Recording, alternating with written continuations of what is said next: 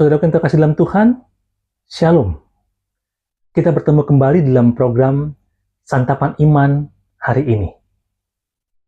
Sebelum kita membahas firman Tuhan, mari kita berdoa mohon bimbingan Roh Kudus.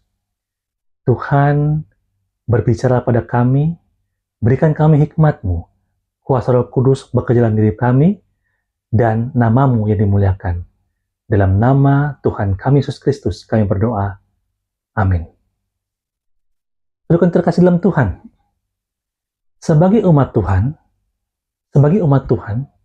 umat yang percaya pada Yesus Kristus, kita diminta untuk selalu berseru-seru pada Tuhan. Mengapa kita harus berseru pada Tuhan? Mari kita buka dalam firman Tuhan.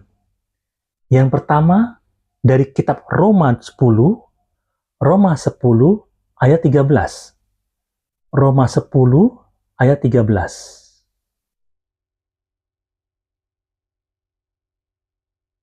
Demikian bunyi firman Tuhan.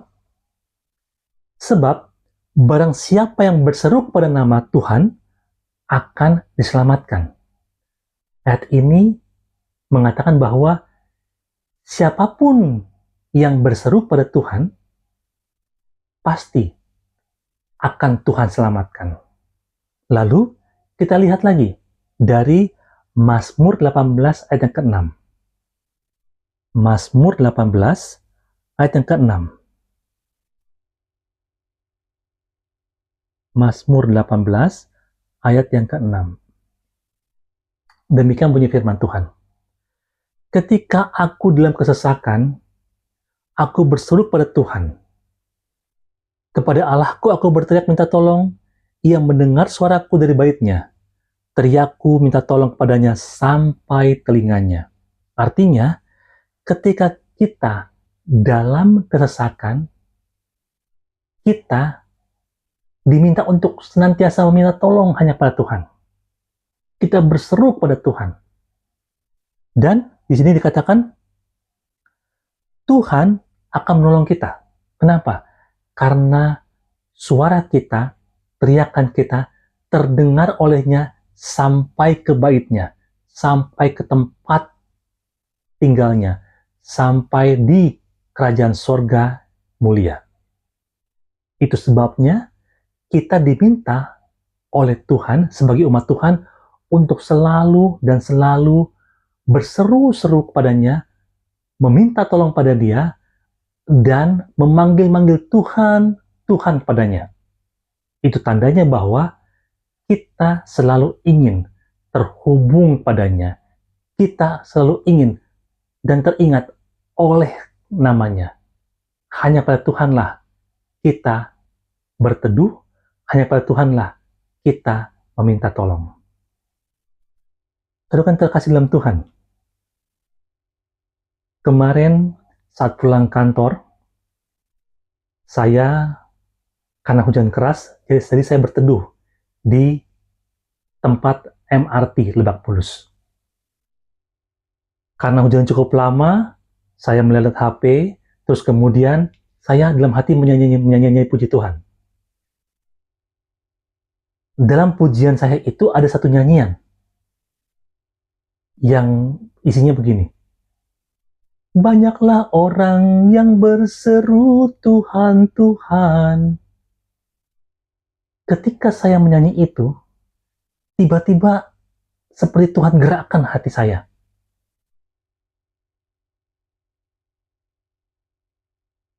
Coba cari ayat itu, dan kemudian khotbahkan. Lalu sampai rumah saya cari ayat itu, dan ketemu ayatnya. Kita buka sama-sama dalam Matius 7. Matius 7.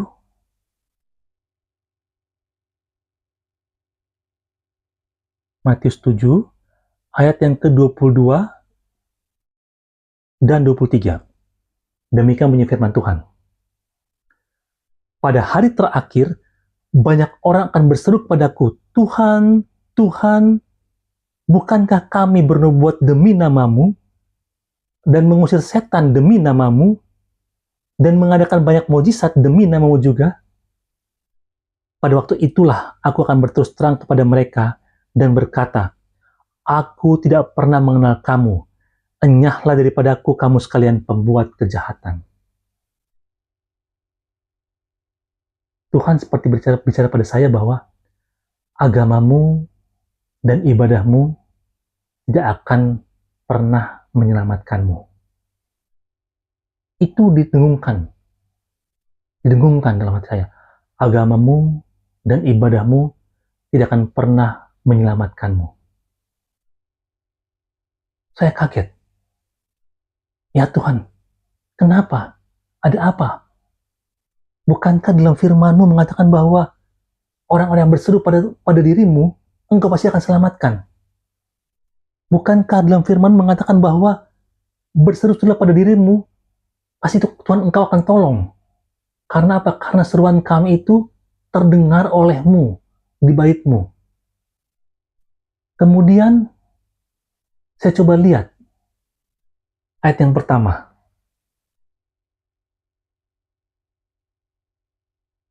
Ayat 15. Waspadalah terhadap nabi-nabi palsu yang datang kepadamu dengan menyamar seperti domba, tetapi sesungguhnya mereka adalah serigala yang buas. Dari buahnya lah kamu akan mengenal mereka. Dapatkah orang memetik buah anggur dari semak duri atau buah ara dari rumput duri? Demikianlah setiap orang yang baik menghasilkan buah yang baik, sedangkan pohon yang tidak baik menghasilkan buah yang tidak baik. Tidak mungkin pohon yang baik itu menghasilkan buah yang tidak baik, ataupun pohon yang tidak baik itu menghasilkan buah yang baik. Dan setiap pohon yang tidak menghasilkan buah yang baik, pasti tebang dan dibuang ke dalam api. Jadi dari buahnya lah, kamu akan mengenal mereka. Baru masuk pada ayat 21, bukan setiap orang yang berseru kepadaku, Tuhan, Tuhan akan masuk dalam kerajaan sorga, melainkan dia melakukan kehendak Bapakku yang di sorga. Pada hari terakhir, banyak orang akan berseru padaku, Tuhan, Tuhan, bukankah kami bernubuat demi namamu, dan mengusir setan demi namamu, dan mengadakan banyak mujizat demi namamu juga? Pada waktu itulah, aku akan berterus terang kepada mereka, dan berkata, aku tidak pernah mengenal kamu, enyahlah daripadaku, kamu sekalian pembuat kejahatan. Tuhan ingatkan, oh ini yang Tuhan mau supaya saya juga sampaikan kepada semua orang, agar semua orang tidak salah paham, tidak salah persepsi, dan kemudian salah beriman. Betul, kalau kita berseru-seru pada Tuhan, kita pasti diselamatkan. Betul, kalau kita berseru-seru minta tolong sama Tuhan, Tuhan pasti akan menolong kita. Betul, kalau kita percaya pada Yesus Kristus, kita pasti menerima anugerah keselamatan. Tetapi, tidak titik sampai di situ. Ada lanjutannya. Lanjutannya adalah firman Tuhan saat ini mengajarkan kita semua untuk tidak hanya berhenti sampai berseru-seru minta tolong sama Tuhan. Tidak hanya berhenti sampai percaya pada Yesus saja. Dan juga tidak berhenti hanya sampai kepada melayani Tuhan saja. Tetapi yang Tuhan mau lebih daripada itu adalah kita menjadi pelaku-pelaku firman. Apa yang kita imani, itu harus kita buahi dalam kehidupan kita sehari-hari. Jika kita percaya pada Tuhan, dan kemudian kita mengamalkan atau melakukan perbuatan-perbuatan baik yang Allah berikan pada kita, bukan supaya kita selamat, tetapi itu sebagai wujud bahwa kita percaya ketika kita menjalani kehidupan yang penuh dengan firman Tuhan, membuah-buahi firman Tuhan dalam kehidupan kita, maka di situ kita sudah menjalankan tugas kesaksian kita. Hidup kita tidak ditentukan oleh apa yang kita katakan. Hidup kita tidak ditentukan oleh apa yang kita lakukan. Tetapi hidup kita ditentukan oleh apa? Oleh buah-buah yang dihasilkan oleh kita. Buah-buah yang boleh dinikmati oleh orang-orang. Dan buah-buah itu adalah apa? Adalah firman Allah yang sudah kita terima selama ini dalam kehidupan kita. Firman Tuhan saat ini ingin mengajarkan kepada kita. Kita melihat dari ayat yang ke-18, ayat 17. Demikianlah setiap pohon yang baik menghasilkan buah yang baik. Jika memang kita berasal dari Kristus. Kita adalah buah dari pohon kehidupan, yaitu Yesus Kristus. Maka buah-buah kita itu akan manis dan enak dirasakan oleh semua orang. Buah-buah yang menghasilkan kasih, buah-buah yang menghasilkan kedamaian, dan buah-buah yang menghasilkan damai sejahtera. Sehingga apa? Sehingga setiap orang yang menikmati buah itu boleh dikuatkan imannya. Pertanyaannya adalah, apakah selama ini buah-buah yang kita hasilkan menguatkan iman orang, atau justru malah menjatuhkan iman orang, menjadi batu sandungan buat orang-orang? Kalau buah-buah yang kita hasilkan adalah buah-buah yang pahit, bahkan buah-buah yang beracun, maka sudah dipastikan pohon kita bukanlah Kristus. Meskipun predikat kita adalah pengikut Kristus, tetapi jika kita tidak melekat pada pohon itu, yaitu Kristus sebagai pohonnya, kita ranting yang menghasilkan buah, maka kita tidak akan pernah sama sekali menjadi pengikut Kristus yang setia.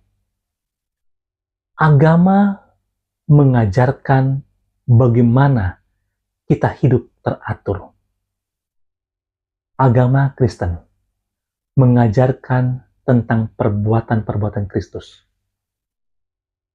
Tetapi agama saja tidaklah cukup. Kita harus menjadi pengikut Kristus.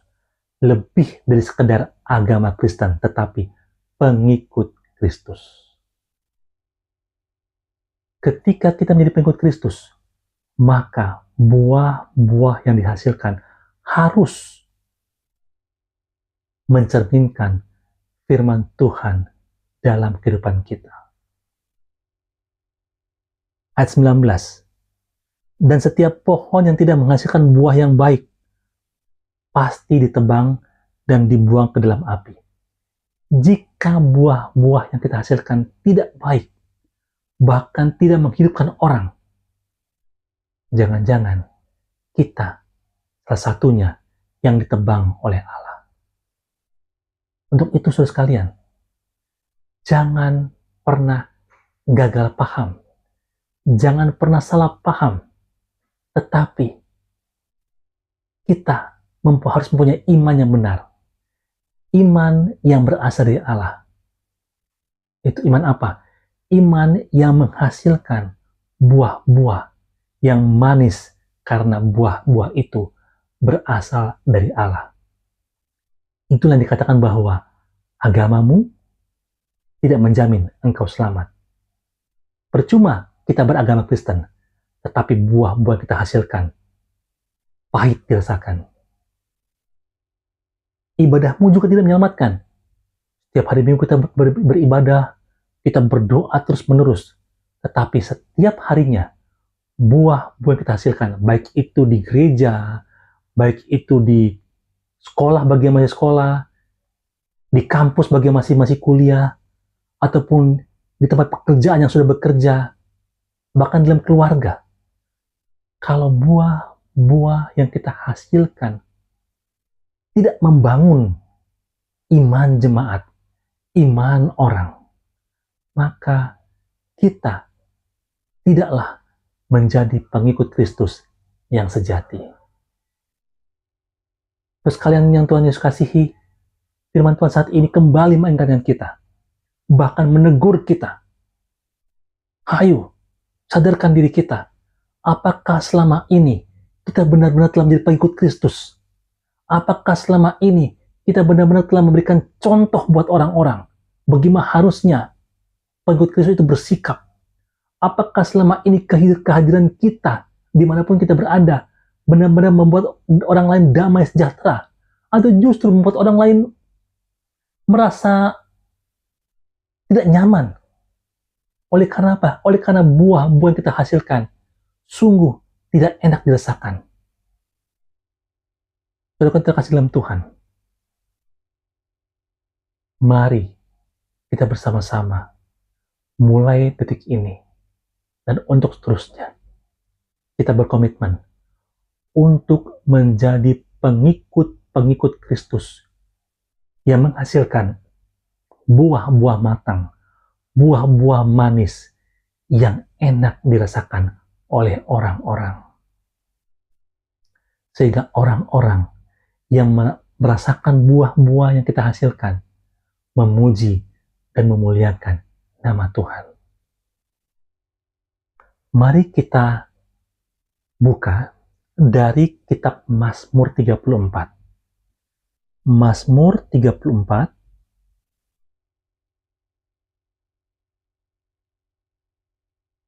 ayat 17 sampai 20. Demikian bunyi firman Tuhan. Sampai berapa lama Tuhan engkau memandangi saja? Selamatkanlah jiwaku dari perusakan mereka, nyawaku dari sungai-sungai muda. Aku mau menyanyi syukur padamu dalam jemaah yang besar. Di tengah-tengah rakyat yang banyak aku mau memuji-muji engkau. Janganlah sekali-sekali bersuka cita atas aku, orang-orang yang musuhi aku tanpa sebab, atau mengendap-endipkan mata, orang-orang yang membenci aku tanpa alasan, karena mereka tidak menciptakan damai, dan terhadap orang-orang rukun negeri mereka merancangkan penipuan. Saudaraku yang terkasih dalam Tuhan, firman Tuhan saat ini ingin dalam Mazmur 34 ayat 17 sampai dengan 20 ini, mohon maaf, saya ulangi lagi ya pembacaannya. Mazmur 34. Apabila orang-orang benar itu berseru-seru, maka Tuhan mendengar. Saya koreksi yang tadi ya. Yang tadi saya salah buka. Yang benar ini, Mazmur 34 ayat 17. Apabila orang-orang benar itu berseru-seru, maka Tuhan mendengar.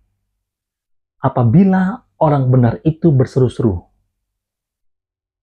Jadi, kalau seruan kita ingin dengar oleh Tuhan, kita harus menjadi orang benar, orang yang menghasilkan buah-buah manis yang sedap dirasakan. Maka Tuhan pasti mendengar dan melepaskan mereka dari segala keresakannya. Berarti orang yang berseru saja tidak cukup, tetapi harus orang yang benar berseru-seru. Orang benar seperti apa? Orang benar yang selalu menghasilkan buah-buah yang baik, buah-buah yang manis, buah-buah yang menguatkan. Lalu dikatakan sini, dan melepaskan mereka dari segala kesakannya. Tuhan itu dekat pada orang-orang yang patah hati dan menyelamatkan orang-orang yang remuk jiwanya. Kemalangan orang benar banyak, tetapi Tuhan melepaskan dia dari semuanya itu. Intinya adalah, kalau kita bisa menghasilkan buah-buah, maka kita disebut pengikut Kristus yang sejati. Disitulah keselamatan Tuhan berikan buat kita. Bukan apa yang kita lakukan kita selamat. Sekali lagi, bukan apa yang kita lakukan kita selamat. Tetapi buah-buah yang kita berikan yang bisa menyelamatkan orang, itu pun juga bisa menyelamatkan diri kita. Tetaplah terus menjadi pengikut Kristus. Karena beragama saja tidak cukup, beribadah saja tidak cukup, tetapi kita pun harus senantiasa menghasilkan buah-buah yang manis dengar, yang manis dirasakan, dan orang-orang dikuatkan di dalamnya. Tuhan berkati. Amin.